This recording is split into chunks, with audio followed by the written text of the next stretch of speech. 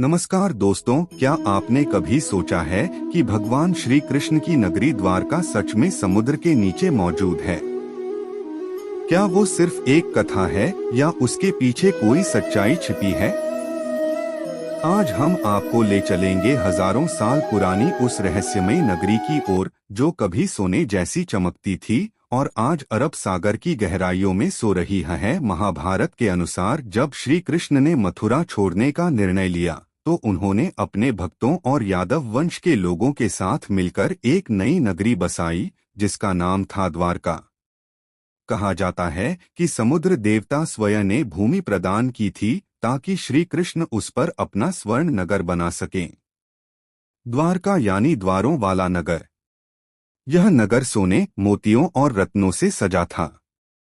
हर गली में भव्य महल थे और राजमहल में विराजते थे श्री कृष्ण अपनी रानियों रुक्मिणी और सत्यभामा के साथ।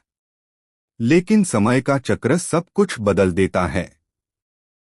महाभारत के युद्ध के बाद जब भगवान श्री कृष्ण ने पृथ्वी से अपने प्रस्थान का समय देखा, उन्होंने कहा था, मेरे जाने के बाद यह द्वारका नगर भी समुद्र में विलीन हो जाएगा। और ठीक वैसा ही हुआ। कृष्ण के स्वर्गारोहण के कुछ ही समय बाद समुद्र की लहरों ने धीरे धीरे पूरे द्वारका नगर को निगल लिया। यह घटना भागवत पुराण और विष्णु पुराण दोनों में वर्णित है। कहा गया है कि द्वारका के लोग केवल असहाय होकर देखते रह गए जब उनका स्वर्णिम नगर जल में समा गया। अब सवाल उठता है, क्या यह सिर्फ कथा है या वास्तव में समुद्र के नीचे द्वारका मौजूद है? 1980 के दशक में भारत के प्रसिद्ध समुद्री पुरातत्वविद डॉक्टर एस.आर. राव ने गुजरात के ओखा और बेट द्वारका के पास समुद्र के अंदर खोज शुरू की। और जो उन्होंने पाया उसने सबको चौंका दिया। पत्थरों की दीवारें, विशाल स्तंभ, प्राचीन लंगर और मिट्टी के बर्तन जो लगभग 5000 साल पुराने माने गए। वैज्ञानिकों का मानना है कि ये एक सुव्यवस्थित नगर के अवशेष हैं और संभव है यही था भगवान श्री कृष्ण का द्वारका।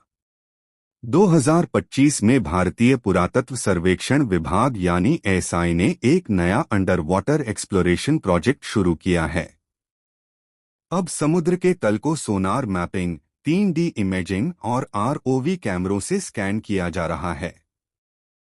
उन्हें मिल रहे हैं ऐसे पत्थर और संरचनाएं जो मानव निर्मित दीवारों जैसी लगती हैं, जैसे किसी नगर की नींव हो जो अब समुद्र की गहराई में दबी है।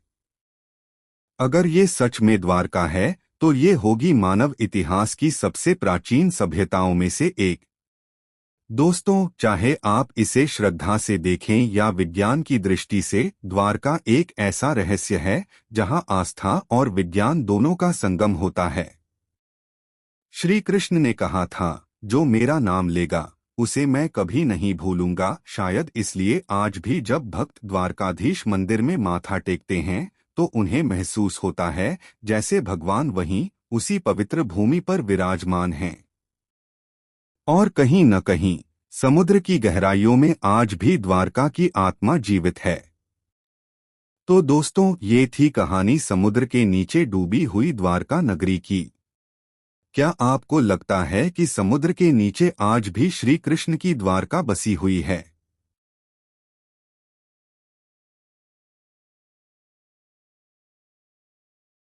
जय श्री कृष्णा।